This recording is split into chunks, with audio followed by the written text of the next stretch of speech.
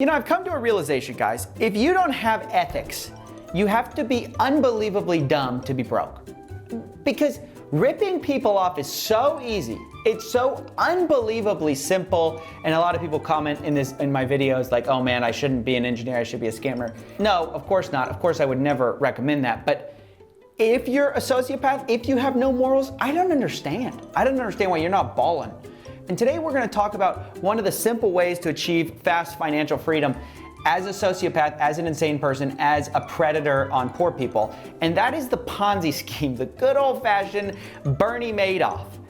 Bernie Madoff with all your money.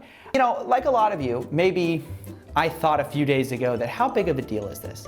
Until I came across a Ponzi scheme so big that this isn't even that video. This is preparing your eyeballs and your ear holes for what is to come, because you're not ready to hear what I have to tell you. So I have to set you up with a worse Ponzi scheme, like a lower level Ponzi scheme, to get us to the place that we can talk about this without your eyes bleeding and you going deaf. So the Ponzi scheme we're talking about today, the lower level one to get you prepped up for the high level stuff, is Traffic Monsoon. Now, I don't know if you guys have heard of this. It was sort of bigger back in 2014, but this guy, Charles Scoville, ran it. And who is Charles Scoville? Well, luckily he put out a video, Who is Charles Scoville Scam, where he introduces himself. I wanted to make a video so that you can see a little bit more about who I really am as a person. Because I know there's a lot of people out there who will tell you that you can't do something. This guy is a sleazeball in a 240p webcam. And this guy that you're seeing right here, you know, he's a little bit charismatic, but you wouldn't normally think of this guy as the guy who's gonna rip everyone off. But this guy is the perpetrator of the Traffic Monsoon. Put that in your brain. I had a lot of people tell me that I couldn't do it, that I wouldn't be successful at it, that I should give up, that I shouldn't even try. But deep down inside was a desire, burning harder and hotter than anything that was telling me at the time that I couldn't do something. Burning desire, that's all you need. Charles Scoville, so he started this thing called Traffic Monsoon, and to make a long story short, it was this scheme where you purchased these things called ad packs. And I don't want to get into exactly what an ad pack was because it was a little bit convoluted. But basically you bought in for $50 and in about like 60 to 100 days you made $55. That was the premise, right? And if that doesn't make a lot of sense, don't worry, it didn't make a lot of sense. The idea though was that you were basically going to click on several ads a day on their website, and by clicking on those ads, you shared in the profit margins of the company. And so then basically the business model was selling ads, or so they said.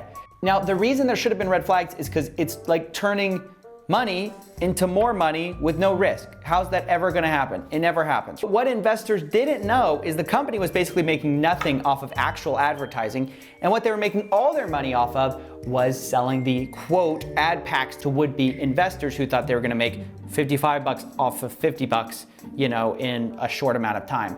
And so they would pay off people who were earning money with people who were buying into the new product. Classic Ponzi scheme, right? Rob Peter to pay Paul. And that's not the impressive part, because when you see this guy, very, very much. Thank you very much to the folks out there. Thank you very much. Thank you very, very, very much. Thank you very much. How much money do you think I want you guys to write in the comments below how much money you think was gotten out of this little scheme, right? Because I would always think a few $100,000. There's no way he gets more than a few $100,000. But then I see this event online, you know? This happened in October 2015. It's the 1-year anniversary.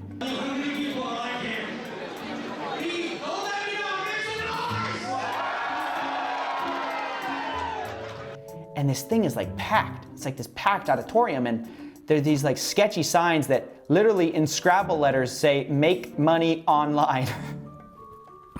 That scream! They're screaming at the top of their lungs. If an image could screech, this would be the image, and it would screech, "This is a scam." Make money online in Scrabble letters? Oh, that's a scam. And you have, of course, the guy pointing at the thing, "Do you have computer and Wi-Fi? You can make money." But the thing is packed. The place is packed. And this is our first indication that maybe this unassuming guy is making more money than we thought. Traffic Monsoon. deep down inside was a desire burning hotter than anything that was telling me at the time that I couldn't do something. And it makes sense because early on people were really making money when people were joining in. So I want you guys to put your final answer for how much money this scheme made down below right now. I want to know how much you think a Ponzi scheme from this guy right here could make. Now, are you ready to be wrong? This Ponzi scheme, according to the SEC, since October 2014 going through 2016, in 2 years or 3 years, made $207 million. Let me repeat that because I don't think you heard me.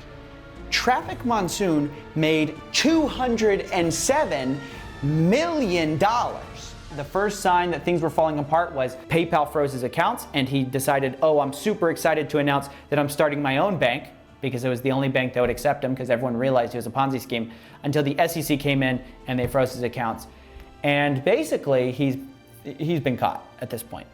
But I want y'all to think about this because, okay, he's been caught. He probably hid money offshores or whatever. I'm sure the guy has money stashed somewhere, but I want to give you a thought experiment. What would happen if someone did it better?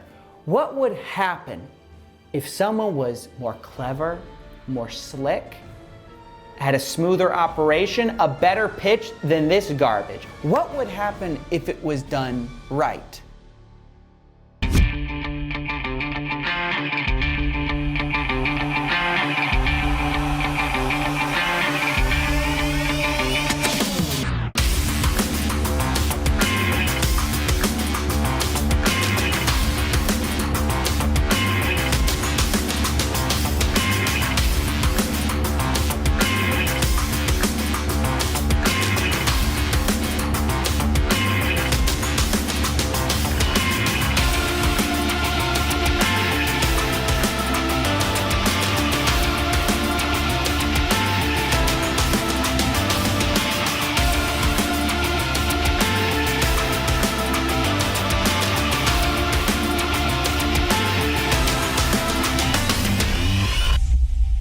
And don't forget to smash like and subscribe. Thank you.